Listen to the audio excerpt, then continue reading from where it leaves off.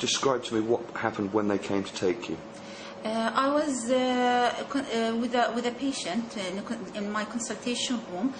Somebody entered the room, one of the men, and he was covered, his face was covered, and he told me, get out from the room and leave your telephone on the desk. So and he told the patient also to leave the room.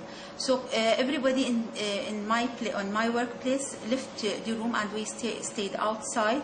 And another man, he came and he asked for me specifically to go with him.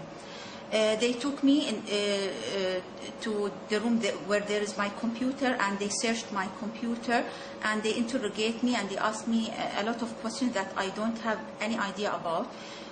Were the men, was it just men, or were they women? Were they wearing masks? Yeah, there were men and women from the police, and they were wearing, the men wearing masks, the women, they were covering their face they were covering their face and wearing a big sunglass, black one. So they were most of them, they were covered, and they were wearing a civilian cloth. And after they interrogate me in my workplace, they took me with the others to a police station. And just describe to me the kind of beatings that you got.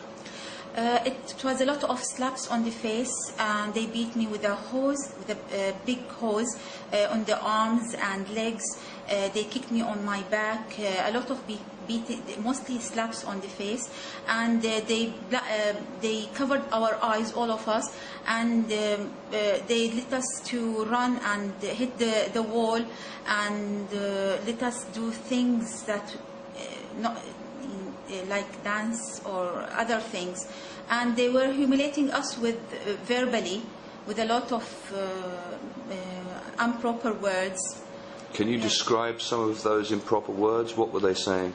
Like dirty Shia, like a whore, like, for example, that we are worthless, we can't think, we are not loyal,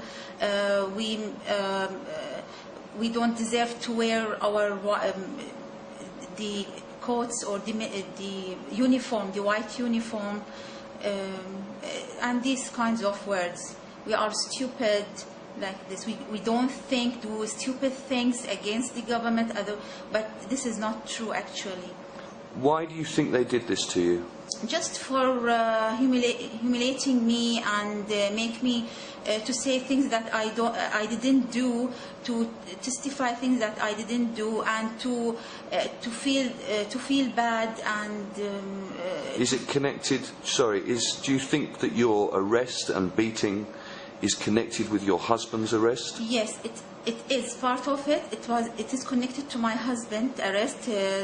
Just to frighten me, maybe, or to frighten my husband, I don't know, because he's one of the important men with them, and I think they have a lot of things against him. They put things against him that he didn't do.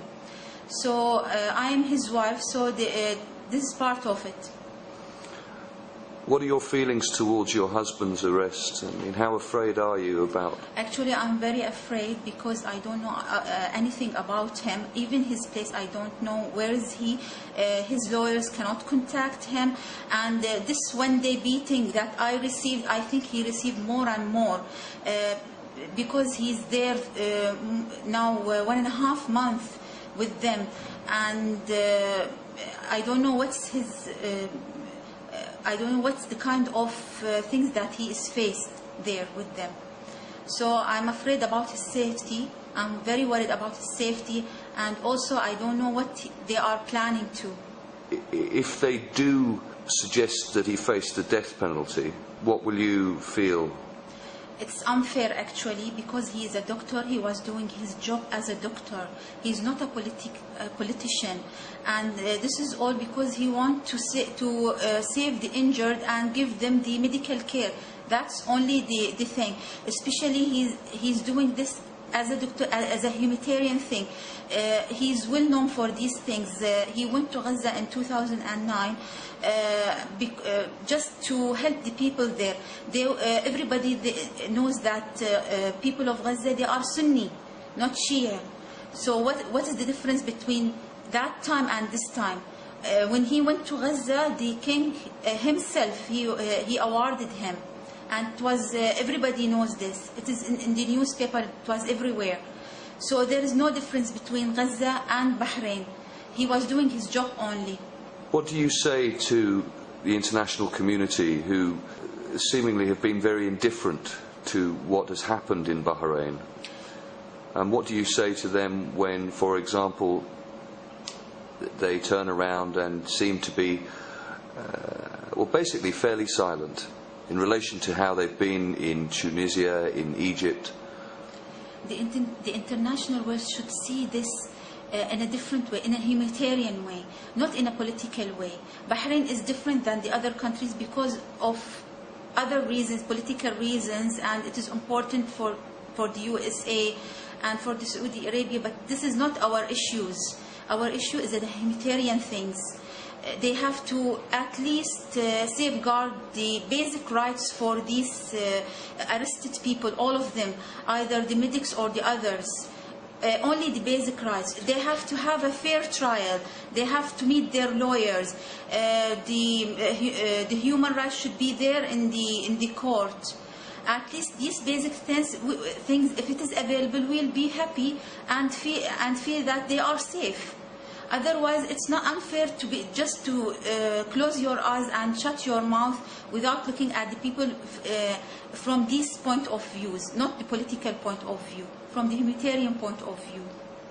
Are you now scared for your personal safety? Of course, because I'm now on TV. I'm already arrested and beaten very severely, and I was threatened also there.